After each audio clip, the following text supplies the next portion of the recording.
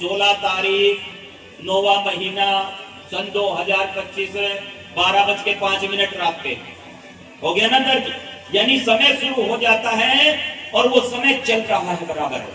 और दूसरा श्वास शुरू होता है, जब गर्भ से बाहर आता है तब श्वास लेता है, ये गर्भ के अंदर श्वास नहीं आती है इसको।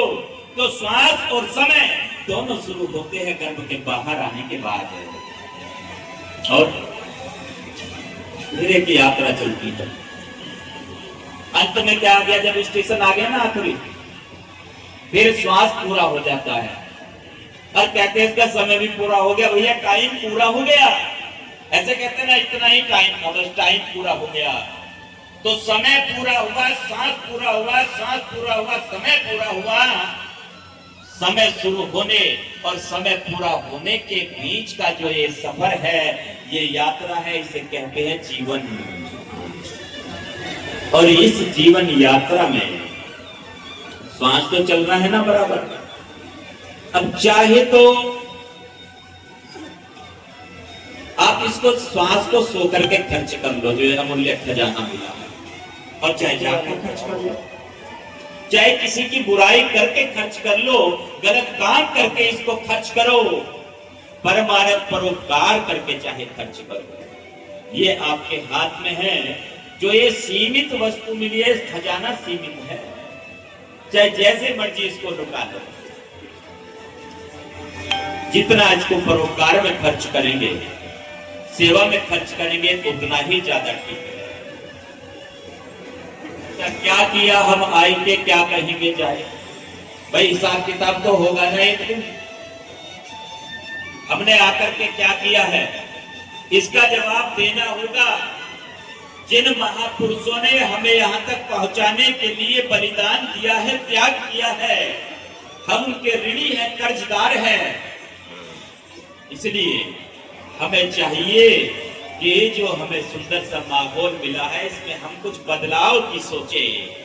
और वो बदलाव किससे होगा जी? वो बदलाव होगा शिक्षा से। बिना शिक्षा के बदलाव होने वाला नहीं है। भाई गरीबी दूर हो सकती है ना, एक बात और है, मैंने कई जगह कहा, कई बार, गरीबी दूर हो सकती है, मंत्र से ना होने की गरीबी दूर, मंत्र पढ़ने वाले की तो हो जाएगी जरूर।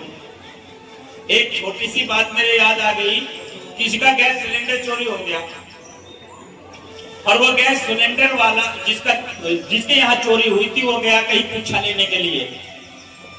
उसने मांगे 2000 रुपए, भाई 2000 रुपए दे दे और तेरा को बता दूंगा मैं किसने चोरी की है। उसका लड़का भी साथ था, और वो लड़का मेरे पास आना जाना था उसका। लड़के ने कहा, पिताजी साइड में ले जाके सिलेंडर को 2000 से कम का ही आ जाएगा, इसे क्यों 2000 दे दिए, सिलेंडर फिर भी हमने खरीदना पड़ेगा। ऐसा है, सहज में अपना निकल लेते हैं चुपचाप। उन्होंने कहा, महाराज और हमारे बस का नहीं है कुछ भी, आप एक काम करो, बाद में आ जाएंगे हम। कहने लगा, मुझे पता तुम वहां जा रहे हो, उसके फरकपुर वाले के पास, ऊन वाले के पास में जाता होगा। थोड़ा सोचने की आवश्यकता है। शिक्षा हमें धर्म से दूर करती है, शिक्षा हमें पाखंड से दूर करती है। शिक्षा क्या है? जो अंतर के कपाट खोल दे वो शिक्षा है, जो अंतर चक्षु को खोल दे वो शिक्षा है, उसकी आवश्यकता है। यदि हमारे यहाँ पर बच्चा बीमार हो जाए, वो ठीक ना हो, तो हम किधर दौड़ते हैं? हम जाते हैं किसी के पास में, और वो हमें दो बात बताएगा, क्या? या तो किसी का करवाया हुआ है या खिलाया हुआ है। भाई जो करवाया हुआ और खिलाया हुआ, उसका मापक यंत्र नहीं होता है कोई भी। बुखार आ जाएगा टेम्परेचर थर्मामीटर में, और बीपी का पता चल जाएगा कितना हाई है या लो है। पर जो खिलाया हुआ और करवाया हुआ ना, वो किसी को पता नहीं चलेगा बिल्कुल। ऐसी गुप्त चीज है। अब फिर जिज्ञासा बढ़ती है, सोचे ऐसा जी, किसने खिलाया किसने करवाया, बताओ तो सही, कुछ पूछना पड़ेगा, बताओ। अब फिर आगे उत्तर मिलता है, वही जो तेरा खास है और घर के बिल्कुल पास है। अब खास कौन? खास तो होता है भाई। एकदम से दिमाग की घंटी बजी, भाई तो ठीक है, पर जो भाभी है ना, वो गड़बड़ है, वो जाती है कहीं कहीं। वो तो कई आश्रमों में भी जावे, मौलवी के पास भी जाती है, भक्तों के पास भी जावे, श्यामों के पास भी जाती है। गड़बड़ हो गया, दिमाग की घंटी बजी। इन सारी चीजों से ऊपर उठ करके जब हम देखेंगे, सारी समस्याओं का एक हल है, और वो हल है नाम। मुझ में नाम, तुझ में नाम, सब में नाम समाया, कर ले बंदे प्रेम सभी से कोई नहीं पराया। बस उस नाम की बात करनी है। वो नाम कहां से मिलता है? वो नाम मिलता है गुरुओं से। जब गुरु महाराज के दरबार में आते हैं ना, वो नाम तब मिलता है, पर उस पर चलना पड़ेगा। कोई कहने लगे नाम ले रखा है, लेकर यदि रख दिया ना नाम को, तो कुछ होने वाला नहीं है, बिल्कुल भी कुछ नहीं होगा। अच्छा जी, अब ये नाम जो ले रखा है, गुरु जी ने बता दिया नाम ले लो, सतगुरु समनदास जी ने, हमने भी ले रखा, लेकर रखा नहीं, बन ले रहे हैं तो लगातार, हर श्वास ले हो सुमरण तिहारा। अब नाम जो, कुछ परहेज भी तो होगा, डॉक्टर के पास जाए, खांसी होगी और रसगुल्ला भी खा रहे, जलेबी बनाई बंधुओं ने, जलेबी भी खाई, खूब खाओ मीठा, खट्टा भी खाओ, लस्सी भी पी लो, ठीक हो जाएगी खांसी।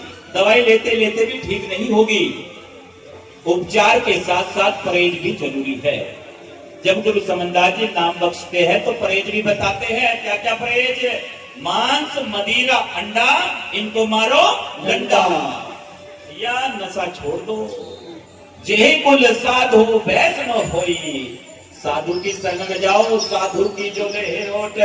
जब साधु की ओट लोगे, सारे संकट दूर हो जाएंगे। और साधु कैसा? ऐसा साधु जो तंबाकू ना खाता हो, बीड़ी ना पीता हो, नशा ना करता हो, भांग ना पीता हो, जर्दा ना खाता हो, खानी खैनी ना खाता हो, जिसका आहार शुद्ध हो, जिसका व्यवहार शुद्ध हो, जो चरित्रवान हो। और जब ऐसे साधु की शरण जाओगे, कल्याण हो जाएगा आपका। गुरु महाराज कृपा करेंगे। गुरु प्यारी साध संगत जी, चलते चलते 2 शब्दों में अपनी बात को पूरी करने जा रहा हूं।